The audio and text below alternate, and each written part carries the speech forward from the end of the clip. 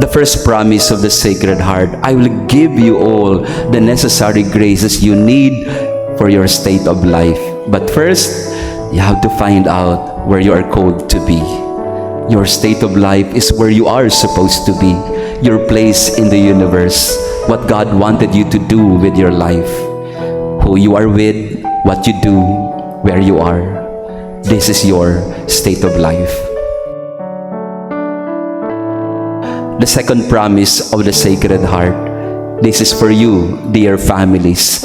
I will establish peace in their homes. Let the Sacred Heart permeate every human heart and every home, and there will be peace. If heart is the first organ to develop in our human body, then it is necessary that the heart of Jesus be the first to be consecrated, enthroned in every home.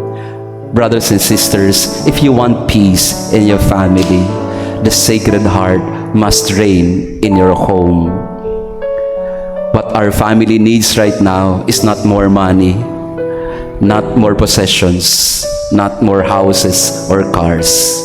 What our family needs right now is peace and love, and only the Sacred Heart can provide it for us. The third promise of the Sacred Heart, I'll give you comfort in your afflictions. Don't find any comfort in many other places. It's only in the heart of Jesus we shall find the true comfort and consolation. In the midst of our many problems in life, where do we go? Not to entertainment or temporary pleasures, not to money or material things. Where do we find our comfort? It's always in the heart of Jesus, in the presence of the Lord. So I invite all of you, let this third promise of Jesus be true in our families, in our homes. Let Jesus, let the Sacred Heart be the comfort of our hearts. The fourth promise of the Sacred Heart, I will be their secure refuge during life and above all in death. There's no better hiding place than in the heart of Jesus. His wounds are the doors so we can enter, and His wounds are the doors through which the abundance of His mercy is poured out on us. There's no better hiding place than in the heart of the Lord, and let His heart make us always secure that we are loved. So love Him above all, as our gospel today tells us. Love Him with all your heart, with all your mind, with all your strength. Because it's only when our heart meets the heart of Jesus, when, as the saints would say, cor ad cor loquitur, when our heart speaks to the heart of Jesus and His heart speaks to us, that is the most secure place in the whole world, to be in the heart of Jesus. I don't know how to convince you, but please visit the Lord in the Eucharistic Adoration Chapel. Find in the chapel of the Eucharistic Lord the refuge, the safe space that you are looking for in your life.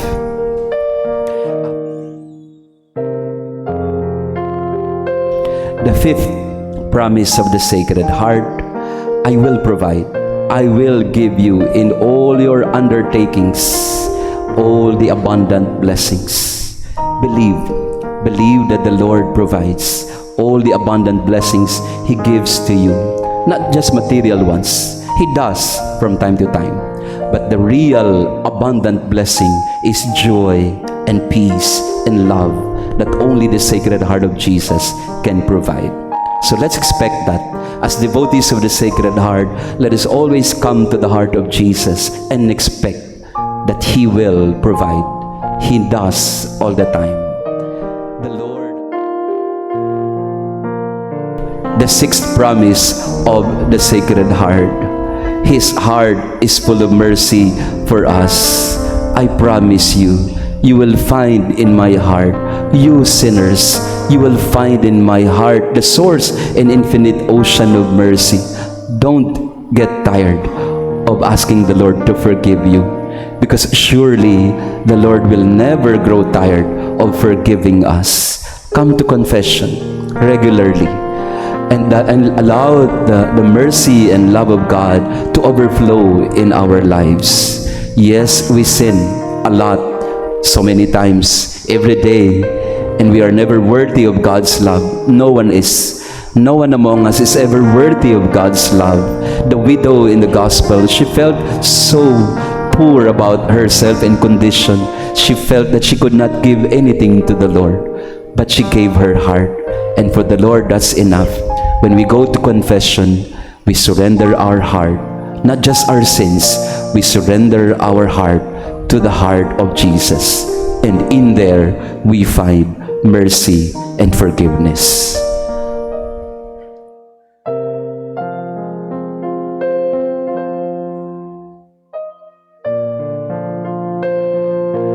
Promise number 7 and number 8. Lukewarm souls shall be fervent. Fervent souls shall quickly mount to perfection. Sana ang pangakong ito ni Jesus ay manggising ng ating diwa at kalooban, pagmamahal sa bansa, pagmamahal sa pamilya.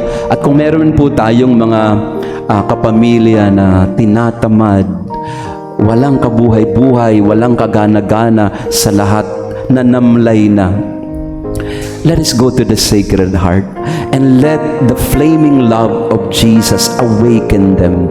We consecrate them, we present them, their hearts, their sleeping and lukewarm hearts to the Lord, that they may become fervent. Pero kung ako pong tatanungin, ano ba talaga yung magpapagising ng isang tao para siya'y bumangon sa kanyang kinasasadlakang kalungkutan o kaya ay kawalan ng pag-asa at tiwala? Tingin ko isa lang, ang pag-ibig ng Diyos. That's why the Beatitudes is the highest form of our spiritual life, because we have to embrace everything, even the suffering.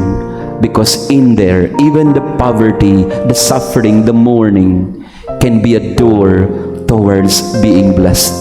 Lahat tayo pinagpapala ng Diyos. We are blessed all the time. Hindi lang ito nakikita siguro ng mga kapamilya nating nananamlay sa buhay. Introduce them to the love of the heart of Jesus, and they will find in the heart of Jesus the flame of love, the hope that is in them.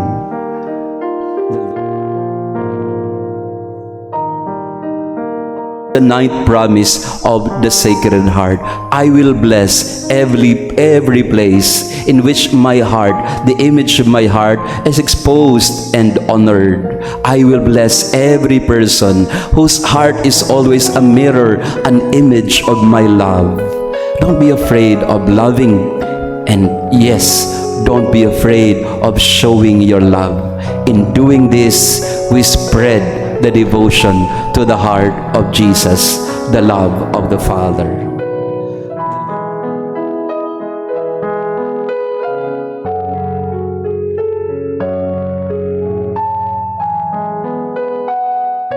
The 10th and 11th promises of the Lord: I will give to priests the gift of touching the most hardened hearts, and those who shall promote this devotion shall have their names written in my heart. Such a sweet promise from the Lord. Your names are written in my heart. So don't worry too much. Huwag mo masyadong mag-alala. Huwag mo masyadong mangulila.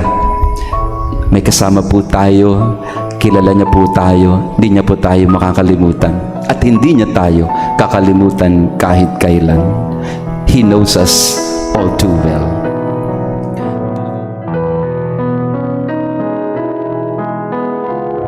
Let us all consecrate our families, our hearts to the heart of Jesus.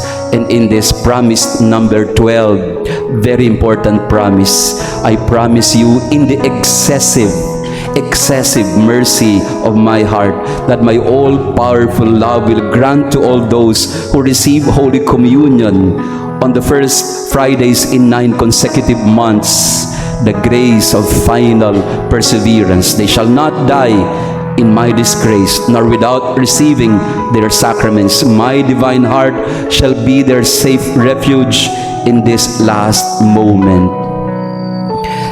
At the end of the line, at the end of our journey, there Jesus is in His most loving heart, helping us, being by our side in that final moment.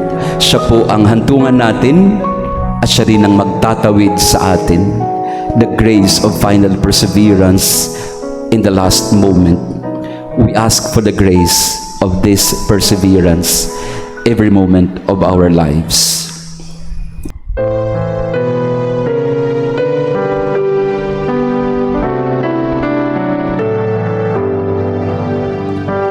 Heart of Jesus, me